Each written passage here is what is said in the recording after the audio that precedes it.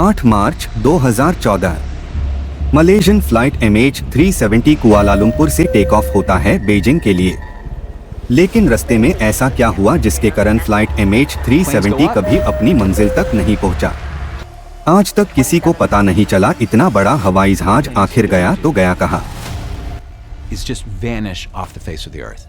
We have breaking news. Malaysia Airlines confirms it has lost contact with a plane carrying 227 passengers. It seems to have vanished into thin air.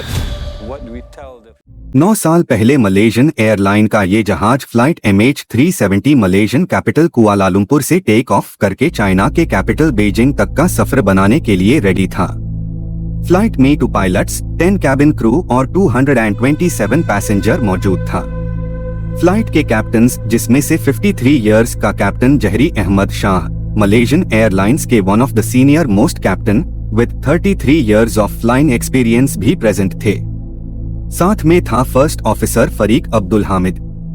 Normally इस route में flights को travel करने में 5 hours 34 minutes का वक्त लगता है, लेकिन आज का दिन इस फ्लाइट के लिए बिल्कुल भी नॉर्मल नहीं था।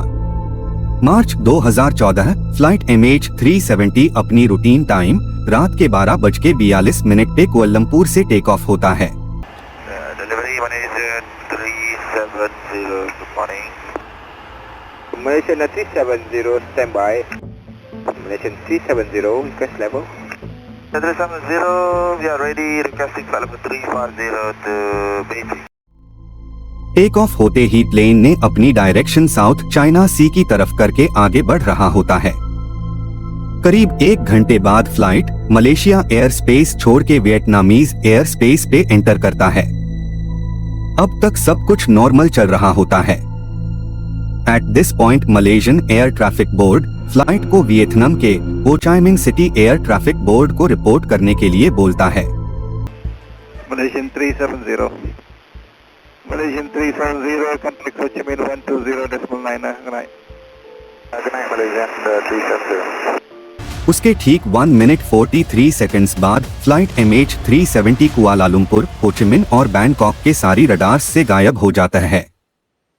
अब जब हो ची मिन्ह ATC ने देखा प्लेन रडार से गायब हो गया है, तब उन लोगों को लगा कुछ गड़बड़ है। उन लोगों ने कैप्टन से कम्युनिकेट करने की कोशिश की, पर अपोजिट साइड से कोई आवाज नहीं आया। हो ची मिन्ह ATC ने कुआलालंपुर ATC को इस बारे में अपडेट किया और कुआलालंपुर ने एरोनॉटिकल रेस्क्यू कोऑर्डिनेशन सेंटर को इन्फॉर्म किया। सुबह का 6:15 हो गए थे और यही वो टाइम था जब प्लेन बीजिंग में लैंड करने वाला था, लेकिन फ्लाइट का कोई नमोनिशन नहीं मिला। Flight MH370 officially missing declare हो गया था Contact with a plane carrying 227 passengers.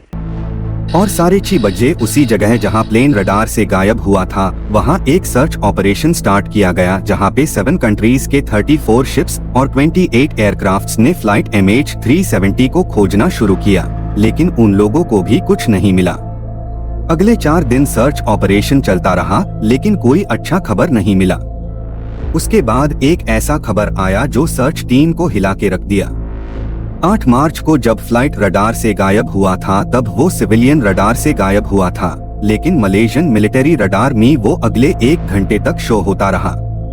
Radar से गायब हो जाने के बाद फ्लाइट पूरा यू टर्न लेके मलेशिया की तरफ फिर से जाने लगा था। पूरे 31 मिनट्स के बाद फ्लाइट मलेशियन सिटी पेनंग को क्रॉस करके मलक्का स्ट्रेट के तरफ टर्न कर गया।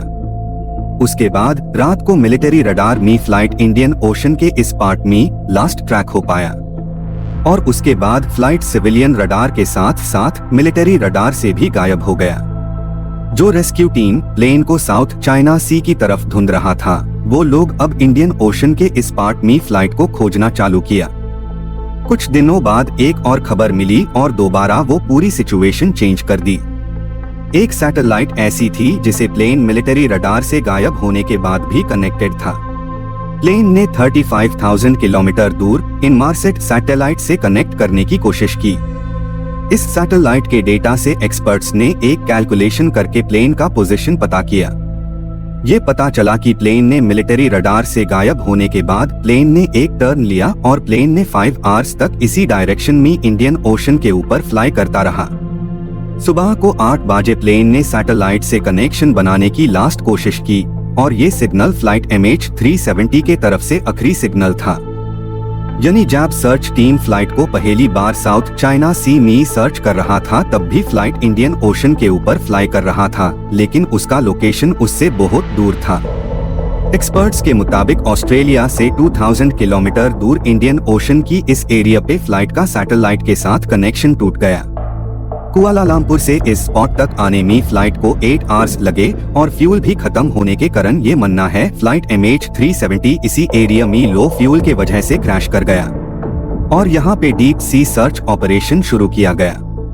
3 सालों के बाद कुछ न मिलने के कारण डीप सी सर्च ऑपरेशन खत्म किया गया, जिसमें 170 मिलियन $US से भी ज्यादा खर्चा हो गया था। 2015 में प्लेन का राइट फ्लैपरॉन आइलैंड ऑफ रियूनियन के बीच में मिला।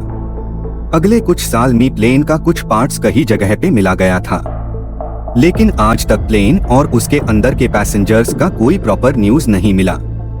मलेशियन फ्लाइट MH370 के अंदर उस रात क्या हुआ ये किसी को मालूम नहीं है। कुछ इन्वेस्टिगेटर्स का कहना है कि फ्लाइट को हाईजैक किया गया था, तो कुछ लोग ये मानते हैं ये पायलट्स का एक सुसाइड मिशन था। ये इंसिडेंट से पूरे 8 साल बाद फरवरी 2022 में एक retired British aerospace engineer Richard Godfrey ने दावा किया है वीक सिग्नल प्रोपगेशन एनालिसिस करके प्लेन का एग्जैक्ट लोकेशन उसने पता कर लिया है। I'm very confident. We have quite a lot of data. So I do believe so. There are a number of companies. Richard के अनुसार इंडियन ओशन के इसी लोकेशन में 4000 मीटर नीचे मलेशियन एयरलाइंस फ्लाइट 370 अभी भी मौजूद है। अब देखना ये है कि गवर्नमेंट ये रिटायर्ड एरोस्पेस इंजीनियर की बात को कितना सीरियसली लेता है। आशा करता हूँ ये वीडियो आपको पसंद आया होगा। थैंक यू, मिलते हैं अगली वीडियो में। तब तक के लिए good bye and keep supporting us. Malaysian 370 standby and Malaysian 6 is cleared to Frankfurt via Agosa Alpha departure.